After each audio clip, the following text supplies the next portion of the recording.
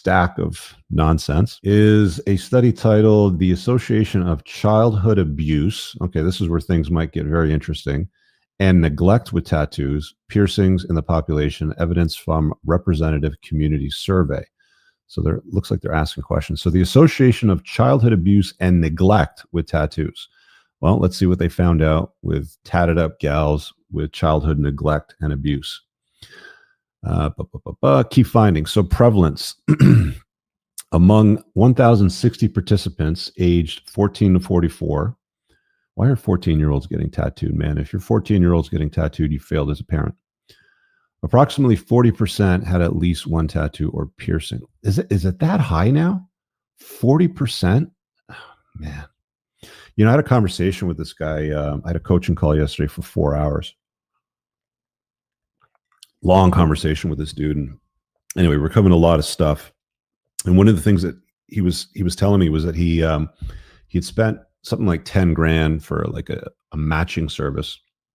Try to find him a sane chick because he had a lot of insanity going on in his life. So he was telling me about this strategy that he was adopting, and the look of shock on the interviewer's face when he started to ask my coaching client what his disqualifiers were, like, you know, what the red flags are, what your no-go zone is, whatever it is that you want to call it. But, you know, your red list, you know, your red flag list. And, you know, he said, you know, I don't want a woman that smokes cigarettes or weed. I don't want a woman that has tattoos. And when he said basically 420 cigarettes and no tattoos, the guy was like, basically said, he dropped his pen and put his hands up in his area. He's like, what do you want me to do? Like, I'm not going to find anybody for you if you're going to disqualify women like that. Basically saying everybody in his inventory or a vast swath of his available dating prospects for this successful, wealthy guy in his 40s was tatted up hoes, right? Essentially. Anyway, so 40% of the participants had at least one tattoo or piercing, and 25% reported significant childhood abuse or neglect.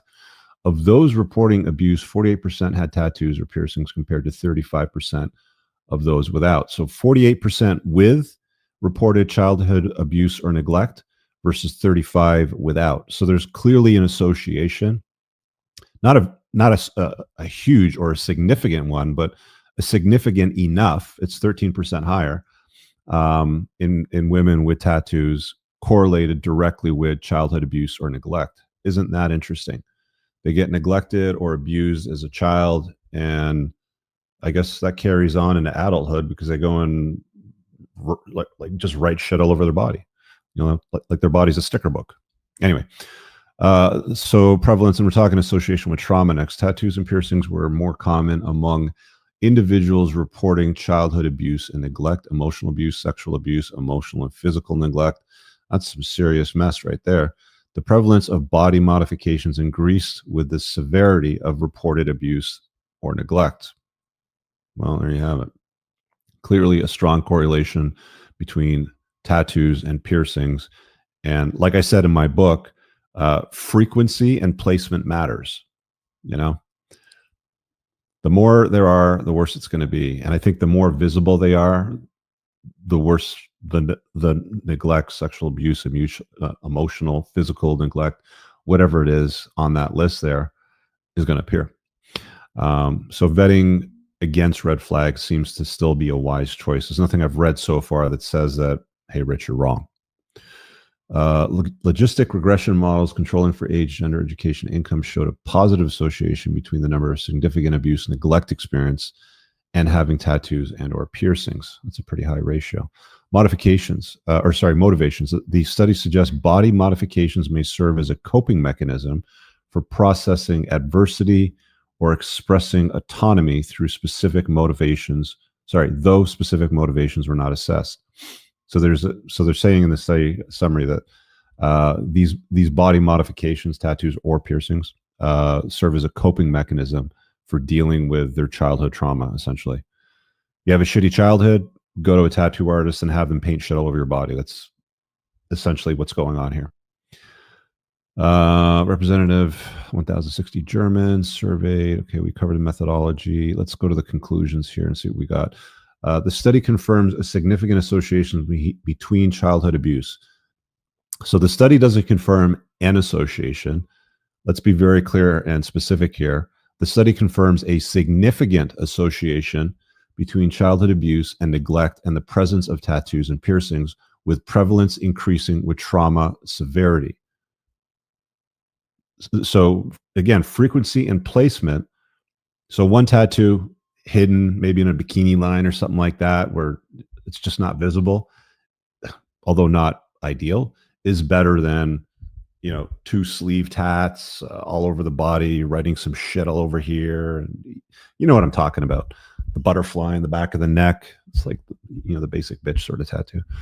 So there's that. These findings suggest the body modifications may have psychological significance, potentially aiding in coping with adversity. The results advocate for involving tattoo piercing studios in trauma support campaigns. Wow, that's pretty significant. So they're basically saying that tattoo piercing studios should be involved in trauma support campaigns. Like, that's just where people go, essentially. So let's centralize some kind of support mechanisms in tattoo studios and piercing studios.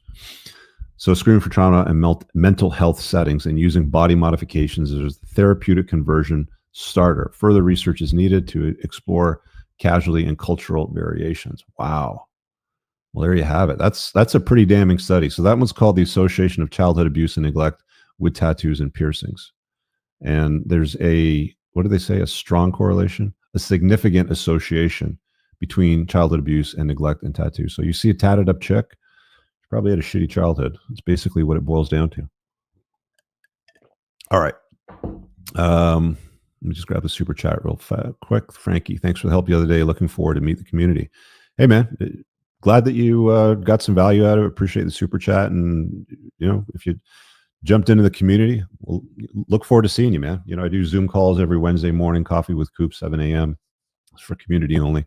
Let me just drop the banner here in case you guys are newer to this stuff. You should definitely get in on it. You can start over here, entrepreneursandcars.com/community. All right, guys, I really hope that you enjoyed that clip. If you want to check out the full-length podcast episode, you can find that right over here. Also, make sure you visit my website over here where you'll find my supplements, the opportunity to book me privately one-on-one for coaching, and most importantly, my new School of Unplugging, which you'll find on the courses tab. Newer to the channel, hit subscribe.